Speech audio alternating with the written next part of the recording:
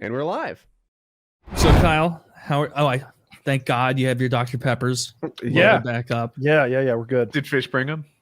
No, I never ran out. He was just offering if this one runs dry, he's there like a pit crew. What a nice I feel guy. like we have not mentioned the fact that you are a free man in Colorado. To us, it seems like we did PKN, but most people didn't see that. Mm-hmm. Oh, those people. Yeah. Check out the Patreon for PKN, an extra hour of the three of us retards. Oh, the best hour. The best hour. The one we try on. So yeah, this shit sucks, but it sucks by design. We're to get you to go buy the good stuff. Yeah, you might not know it, but we do PKN shirtless. Yeah, that's true. Absolutely. Or at least Woody always does. And pantsless. Yeah. So landed in Colorado on Saturday, and I've just been real high ever since. Having a great time. I did do Delta-8 before I came out here because I wanted to be able to compare the two. Delta-8 to me is just as strong as like there was the gap after else. midnight where you were free but still in Atlanta. Yeah. So I tried that Delta-8 stuff, and it was really strong.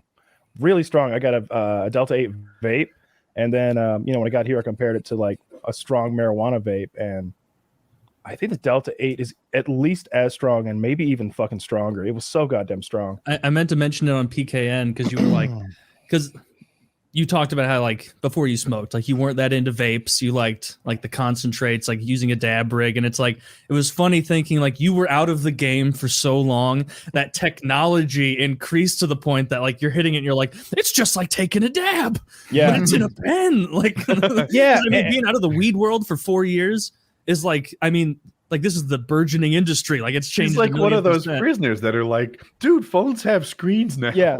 Their payphones are gone. Yeah. For those who don't know what you're talking about, like when I was smoking a lot of weed 5 years ago or whatever, it seemed to me that like vape pens were like weak sauce. It was like an electronic joint, essentially. You told me I hadn't even been high.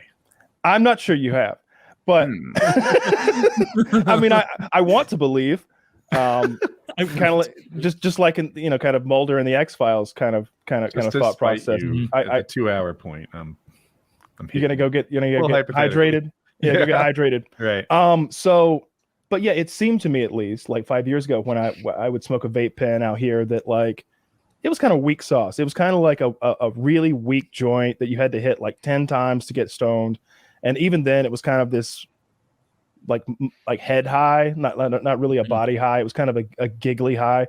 But the one that I got out here immediately, like a $60 1 gram pen, it is more like a dab rig or something. It's what it feels like to me. Granted, it's either that technology has advanced and they just literally are stronger, or I just have no sense of like any tolerance whatsoever. Because not only does it a small amount get me really stoned, but it lasts for like 3 or 4 hours, which is something I'm not accustomed to. So, that's in BlameTruth. Do you have the expertise to compare marijuana to Delta-8? Because Kyle's opinion doesn't match what I read online. Yeah, I definitely do. I do not. No, I do not.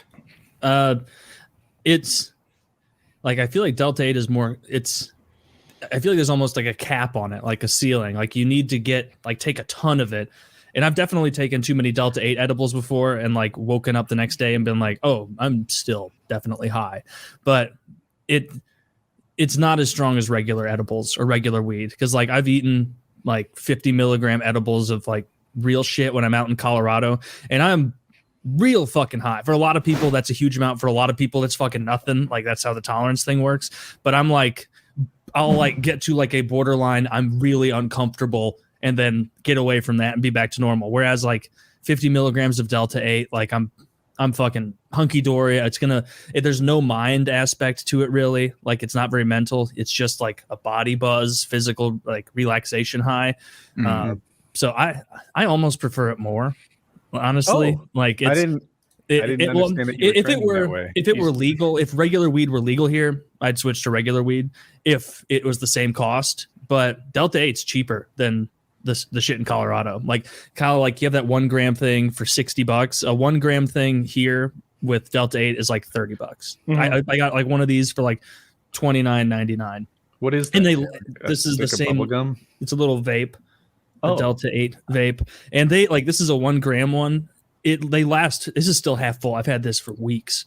And it's not the only one. And you've had it for weeks. It's not the only one I have, but these last a super long time. Because again, you don't need to just rip. You don't want to just sit and rip it all day. I'll take a hit. It's one of those things where sometimes you have a stressful day and it's damn, I'm gonna hit that pen 1,000,000 times and I'm gonna soar off into the sky. And then you sit down and you hit it once, maybe twice, and then 2 hours later it's oh yeah, I was gonna hit it a lot. Get really high. It's what form was I just assumed that you had a Delta-8 vape pen, but I don't think you ever said what it was. Yeah. I got this little it was shaped like an oval, this vape pen from my local vape shop. And I took one hit and it didn't really work. It wasn't heated up yet. Mm-hmm. And I took a second that actually did work. And that was enough to get me so just coughing my lungs out and salivating. So to the point where I'm spitting in the sink and throwing cold water in my face. Yeah. It was never that harsh again. But that first hit was super duper harsh. Yeah. And I was off. It was like burning some plastic out of the way to get to the Delta-8. Who knows? That shit's not FDA approved. Nobody's looking over their shoulder. There could be anything in there. That's the real issue. I do know that as far as people who have really high weed tolerances, I have one friend who used to smoke an insane amount and he had to stop because of some job thing. And then he switched to Delta-8, which you'll still piss hot on Delta-8. Mm-hmm. So, but for him, he needed 3 times the amount of Delta-8 to get to the same level as weed. And maybe that's a specific tolerance thing. It's weird. It's your tolerance varies so much. Whereas with booze, it doesn't.